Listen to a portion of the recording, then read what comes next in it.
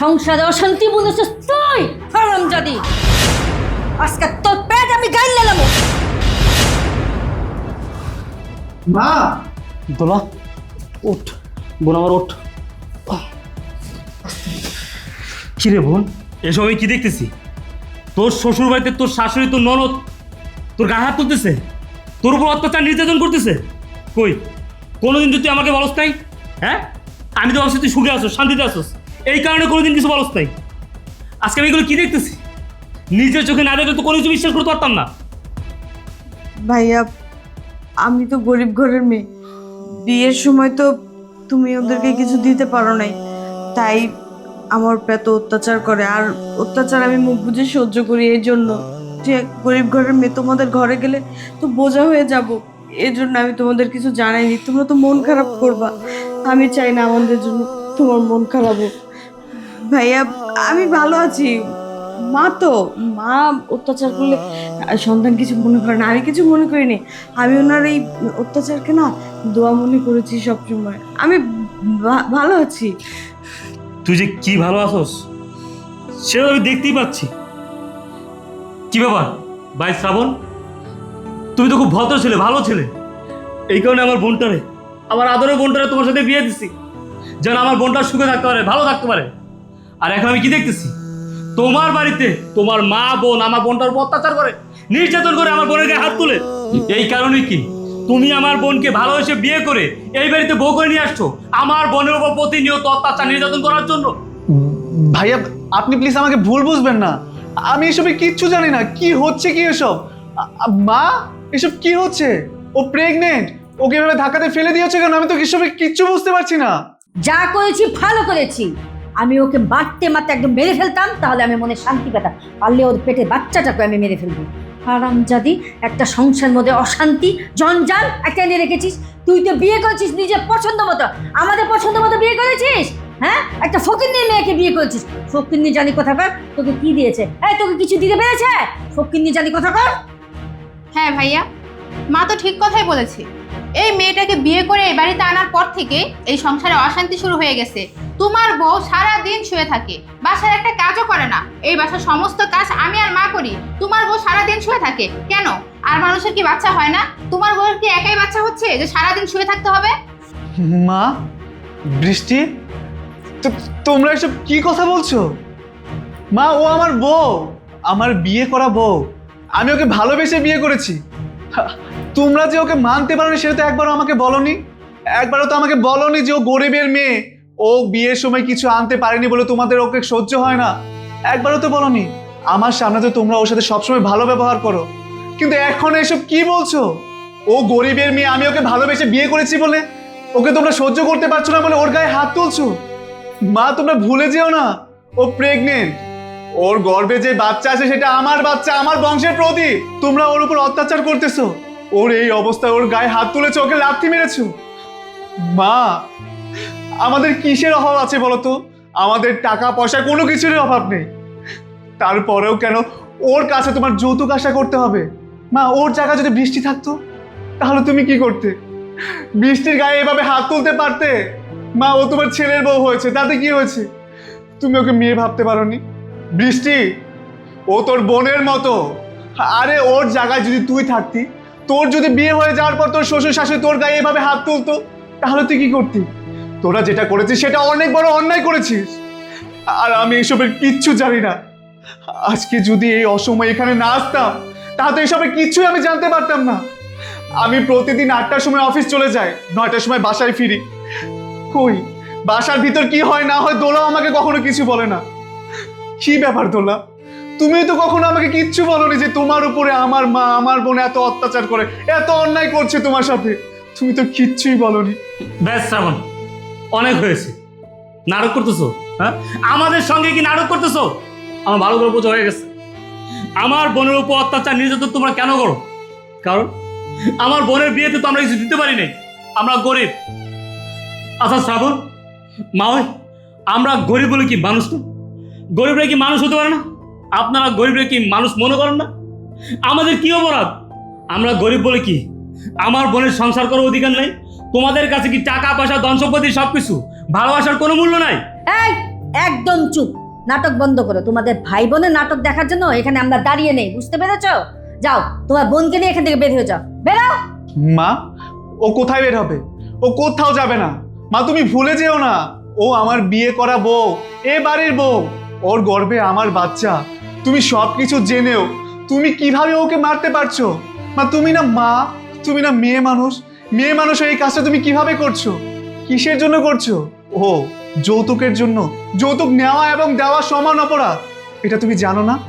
তুমি কেন যৌতুকের জন্য ওর গায়ে হাত তুলছো? আরে ওর একটাই তো অপরাধ, ও গরিব। ঠিক আছে, মানলাম ও গরিব, সেটা তুমি আমাকে বলতা যে ওকে তোমার পছন্দ হয় না, ওকে নিয়ে আমি চলে যেতাম এখান থেকে। কিন্তু ওর উপরে এরকম নির্মম অত্যাচার করা একদম তোমার ঠিক হয়নি। আর দোলা, তুমি প্লিজ ভাইয়াকে বুঝিয়ে বলো এখানে আমার কোনো দোষ নেই। আমি তো তোমাকে অনেক ভালোবাসি, এই সবের কিছু তো আমি জানি না, আজকেই তো আমি প্রথম দেখছি। প্লিজ দোলা, তুমি ভাইয়াকে কিছু বলো। এই শ্রাবণ, আমার বোন কি বলবে?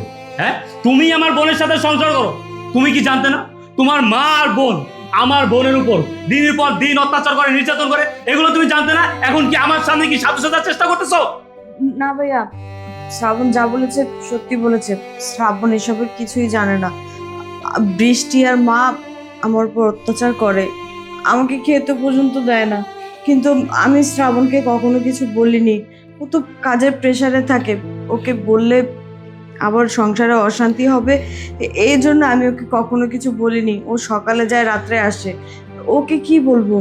আমি চাই না আমার জন্য এই সংসারে আর কোনো অশান্তি হোক। শ্রাবণ, মা যেহেতু চায় না আমি এই সংসারে থাকি, বৃষ্টি আমাকে সহ্য করতে পারে না, তার চেয়ে বরং আমি চলেই যাই। তাতে যদি এই সংসারে শান্তি হয়, হোক না। আমার মতো আগাছা এখানে রাখার দরকার নেই। ভাইয়া, তুমি আমাকে নিয়ে চলো, আমি এখানে থাকতে চাই না, চল। হ্যাঁ বোন, তোকে আমি নিয়ে চলে যাব। আমি চাই না তুই এইখানে থাক, এইখানে থেকে ধুকে ধুকে মরে যা। মা, ওই আপনি তো একটা মেয়ে মানুষ, আপনি তো একজন মা, আপনি তো গর্ভবতী হয়েছেন, সন্তানের জন্ম দিচ্ছেন। একটা গর্ভবতী মেয়ের কতটা কষ্ট, ও কি চায়, এগুলো তো আপনার জানা দরকার, আপনার বোঝা দরকার। আপনি কি জানতেন না একটা গর্ভবতী মেয়ের কখন শান্তি প্রয়োজন, কখন বিশ্রাম প্রয়োজন, কখন একটু ভালো খাবার প্রয়োজন? বুঝতে পারছি, এইটা বোঝার ক্ষমতা আপনাদের নাই। আপনাদের যদি বোঝার ক্ষমতা হইতো, আমার বোনের উপর দিনের পর দিন অত্যাচার নির্যাতন করতে পারতেন না। আজকে বুঝতেছেন না, তবে বুঝবেন যখন আপনার মেয়ের শ্বশুর শাশুড়ি আপনার মেয়ের উপর অত্যাচার করবে, তখন আপনার বুঝতে পারবেন। আরে আমার বোনের কথা বাদ দিলাম, ও পরের মেয়ে, কিন্তু ওর গর্ভে যে সন্তান, এটা তো আপনাদেরই বংশের প্রদীপ। আপনাদের বংশের প্রদীপের কথা একবার চিন্তা করলেন না? আপনাদের বংশের প্রদীপ দুনিয়ার আলো দেখার আগেই শেষ করে দিতে চান? বা আপনারা তো মানুষ না, আপনারা অমানুষ। আপনারা যদি মানুষ হইতেন, একটা গর্ভবতী মেয়ের সাথে এই ধরনের আচরণ কখনই করতে পারতেন না। ঠিক আছে, আমার বোন যেহেতু এই বাড়িতে বোঝা, আমার বোনকে যেহেতু আপনাদের এত সমস্যা, আমার বোন এখানে থাকবে না। আমি আমার বোনকে নিয়ে এখানে চলে যাব। বোন, চলে এখান থেকে, আমরা চলে যাই। দাঁড়ান, আপনারা কোথায় যাবেন? ঠিক আছে, এই বাড়িতে যদি আপনাদের যেতে হয়, আমিও চলে যাব। মা, যে বাড়িতে আমার বইয়ের কোনো সম্মান নেই, আমার বইয়ের প্রতি কোনো ভালোবাসা নেই, যে বাড়িতে আমার সন্তান জন্মগ্রহণ করতে পারবে না, সেই বাড়িতে আমি থাকবো না, সেই বাড়ি থেকে আমি চলে যাব। ঠিক আছে, তোমরা এই বাড়িতে থাকো, তোমরা সুখে থাকো। ও যেহেতু এই বাড়িতে থাকলে তোমাদের সুখ হবে না, তাহলে ওকে নিয়ে আমি এখান থেকে চলে যাচ্ছি। দোলা, চলো, তোমার সাথে আমিও চলে যাব। দাঁড়া শ্রাবণ, কোথাও যাবি না, তোরা এখানেই থাকবি। আমি অন্ধ হয়ে গেছিলাম, আমি যে একটা মা, আমি সেটা ভুলে গিয়েছিলাম। ও যে গর্ভবতী, আমি তো বুঝি একটা গর্ভবতী কতটা কষ্ট, কতটা কি, কখন কি চায়, সেটা আমি ভুলেই গিয়েছিলাম। বাবা, তুই বৌমাকে নিয়ে কোথাও যাস না, এ বাড়িতে থাক।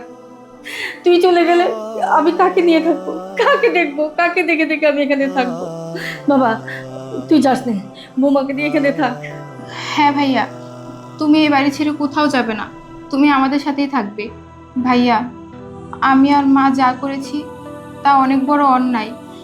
আমরা এখন আমাদের ভুলটা বুঝতে পারছি। আমি দিনের পর দিন ভাবির সাথে অনেক অন্যায় করেছি, ভাবির গায়ে হাত তুলেছি, ভাবির উপর অনেক অত্যাচার করেছি। যেখানে ভাবির এই সময় ভাবির পাশে থাকার কথা ছিল, ভাবির সেবা যত্ন করার কথা ছিল, আমরা তা করিনি।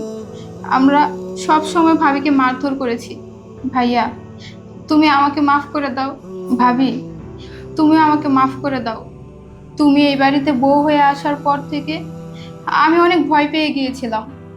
আমি সবসময় আতঙ্কে থাকতাম, যদি তুমি আমার বিষয়ে ভাইয়াকে সব কিছু বলে দাও, আমি কোথায় যাই, কি করি না করি, এগুলো যদি তুমি ভাইয়াকে বলে দাও, তাহলে তো আমি আর আমার স্বাধীন মতো চলতে পারবো না। তাই আমি সব সময় তোমাকে ভয় দেখিয়ে তোমার উপর অত্যাচার করতাম, যেন তুমি আমার ভাইকে কিছু বলতে না পারো। ভাবি, আমি অনেক বড় অন্যায় করে ফেলেছি ভাবি, তুমি প্লিজ আমাকে মাফ করে দাও। আমাকে ছোট বোন মনে করে আরেকবার একটা সুযোগ দাও ভাবি। আমি কথা দিচ্ছি, আমি আজকের পর থেকে তোমার সাথে কখনো খারাপ ব্যবহার করব না। হ্যাঁ বৌমা, তুমি আমাকে বৃষ্টিকে ক্ষমা করে দাও। তোমার উপরে যে অত্যাচার করছি আমাকে মাফ করে দাও। রুবেল বাবাজি, তুমি আমাকে মাফ করে দাও। আসলে আমরা ভুল করে ফেলেছি তোমার বোনের উপরে এরকম অত্যাচার করে। মাফ করে দাও আমাদের। মা, ওই মা, আপনারা জানেন না, ছোটবেলায় যখন আমার বাবা মা মারা যায়, তখন আমার এই বোনটাকে আমি অনেক কষ্ট করে লালন পালন করে বড় করছি, পড়ালেখা শিখিয়ে মানুষ করছি। আমি নিজে না খাইয়া আমার বোনটাকে খাওয়াইছি। আমি নিজে না খাইয়া নিজে একটা খরচটা করে আমার বোনের বই খাতা কিনে দিচ্ছি, কাপড় চোপড় কিনে দিচ্ছি। আমার বোনকে আমি কোনো কষ্ট বুঝতে দিইনি, আমার বোনের শরীরে কোনো আঘাত লাগতে দিইনি, ফুলের টোকা লাগতে দিইনি।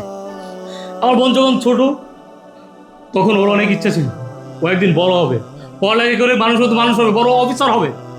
কিন্তু যখন ভার্সিটিতে শ্রাবণের সাথে দেখা হয়, শ্রাবণের সাথে সম্পর্ক হয়, তখন আমার বোন আমার কাছে শ্রাবণ কথা বলে, কিন্তু আমি আমার বোনের কথা ফেলতে পারিনি। কারণ আমি শ্রাবণকে দেখছি ও খুব ভালো ছেলে, ভদ্র ছেলে, এই কারণে ওর উপর ডিপেন্ড করে আমার বোনকে আপনাদের বাড়িতে বউ হিসেবে পাঠাচ্ছি। কিন্তু আপনাদের বাড়িতে আসার পর আমার বোন যে এতটা অত্যাচারিত নির্যাতিত হবে সেটা আমি কখনো কল্পনা করতে পারিনি। যাই হোক, আপনারা যেহেতু আপনাদের ভুলটা বুঝতে পারছেন, আমি এতেই খুশি। আমি আপনাদের মাফ করে দিচ্ছি, আশা করি আমার বোনটাও আপনাদেরকে মাফ করে দিচ্ছি। কিন্তু মা, একটা কথা, আমার বোনটাকে আর কোনোদিন কোনো কষ্ট দেবেন না, কারণ আমার বোনের কষ্ট দেওয়া মানে আমাকেই কষ্ট দেওয়া। আমার বোনের কষ্ট আমি কোনোদিন সহ্য করতে পারবো না। ভাইয়া, আপনি যেভাবে আমার উপর ভরসা করেছিলেন, আরেকটাবার আমার উপর ভরসা করে দেখুন। আমি আপনাকে কথা দিচ্ছি, আপনার বোনের গায়ে আর ফুলের আঁচল লাগতে দেব না। আমি ওর টেক কেয়ার করব, আমি খেয়াল রাখবো। আমি আপনাকে কথা দিচ্ছি ভাইয়া। ঠিক আছে শ্রাবণ, আমি আমার বোনকে আমি তোমার ভরসায় তোমাদের বাসায় রেখে দিতেছি। কিন্তু যদি কোনোদিন শুনছি আমার বোনের উপর আবার অত্যাচার নির্যাতন হয়েছে, সেই দিন কিন্তু তোমাদের কাউকে আমি ছাড়বো না, বলে দিলাম, ছাড়বো না। বলে আমি আসছিলাম তোকে দেখার জন্য, তোকে দেখা হয়ে গেছে। তবে কোনোদিন যদি তোর সাথে এমন কিছু হয়, তুই কিন্তু আমাকে বলবি, কোনোদিন লুকাবি না, ঠিক আছে? আমি যাই গে। ভাইয়া দাঁড়ান, আপনি আজকে যেতে পারবেন না। আপনি যদি চলে যান তাহলে আমার মনে হবে আপনি এখন আমার উপরে রেগে আছেন। ঠিক আছে, যাবো না, আজকে আমি থাকবো।